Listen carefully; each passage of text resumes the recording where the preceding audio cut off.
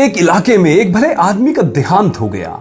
लोग अर्थी ले जाने को तैयार हुए और जब उठाकर शमशान ले जाने लगे तो एक आदमी आगे आ गया और अर्थी को एक पांव पकड़ लिया और बोला कि मरने वाले से मुझे 15 लाख रुपए लेने हैं, पहले मुझे पैसे दो फिर उसको आगे जाने दूंगा।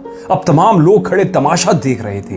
बेटों ने कहा कि मरने वाले ने हमें तो कोई ऐसी बात नहीं बताई कि उन्होंने किसी को 15 लाख रुपए देने थे, इसलिए हम कोई 15 लाख आपको नहीं दे सकते। मृतक के भाइयों ने भी कह दिया कि जब बेटे जिम्मेदार नहीं है तो हम क्यों दे, हम तो भाई हैं। अब सारे लोग खड़े होकर ये तमाशा देख रहे थे और उसने अर्थी पकड़ी हुई थी। जब काफी देर गुजर गई तो बात घर की औरतों तक भी पहुंच गई। मरने वाले की इकलौती बेटी थी। जब ये बात उस बेटी ने सुनी तो वो फौरन अपना सारा जेवर उतारकर और अपनी सारी नकदी रकम जमा करके उस आदमी के लिए भिजवा दी और कहा कि भगवान के लिए ये रकम और जेवर बेच के उसकी रकम रखो और मेरे पिताजी की अंतिम यात्रा को ना रोको। मैं मरने से पहले आपकी बाकी रकम का जल्द से जल्द बंदोबस्त करके आपको भिजवा दूंगी। अब वह अर्थी पकड़ने वाला शख्स खड़ा हुआ और सारे लोगों से मुखातिब होकर बोला, असल बात यह है कि मरने वाले से 15 लाख लेना नहीं बल्कि उनके 15 लाख मुझको देना है और उनके किसी वारिस को मैं नहीं जानता था तो मैंने ये खेल खेला।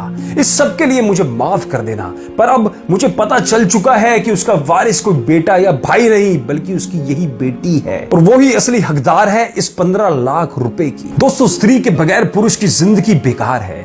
उसे हमेशा एक स्त्री का साथ चाहिए, फिर वो चाहे मंदिर हो या संसार। कैसे, आइए बताता हूं। मंदिर में कृष्ण के साथ राधा, राम के साथ सीता, शंकर के साथ पार्वती। सुबह से रात तक मनुष्य को अपने हर काम में एक स्त्री की आवश्यकता होती ही है। पढ़ते समय विद्या, फिर लक्ष्मी और अंत में शांति। दिन की शुरुआत उषा के साथ, दिन की समाप्ति संध्या से होती है, किंतु काम तो अन्नपूर्णा के लिए ही होता है। रात यानी निशा के समय भी निंदिया रानी, सोने के बाद सपना, मंत्रोच्चार के लिए गायत्री, ग्रंथ पढ़े तो गीता। मंदिर में भगवान के सामने वंदना, पूजा, अर्चना, आरती, आराधना और ये सब भी केवल श्रद्धा के साथ। अंधेरा हो तो ज्योति, अकेलापन लग रहा हो तो प्रेमवती एवं स्नेहा, लड़ाई लड़ने जाएं तो जया और विजया, बुढ़ापे में करुणा वो भी ममता के साथ, गुस्सा आ जाए तब क्षमा। इसलिए तो धन्य है स्त्री जाति जिसके बगैर पुरुष अधूरा है। मुझे आशा है कि आप मेरी ये स्त्री की प्रज्ञा को समझ चुके होंगे। इसलिए चाणक्य भी कह गए हैं कि स्त्री के प्रति अपने मन में कभी गलत विचार ना लाएं, नहीं तो वो ही आपके विनाश का कारण भी बनेगी। मत भूलो कि स्त्री होना अपने आप में गर्व की बात है। एक स्त्री एक अच्छी गुरु, एक अच्छी मैनेजर, एक ऐसी डोर है जो हर काम में सामंजस्य बनाकर रखती है। वो अपने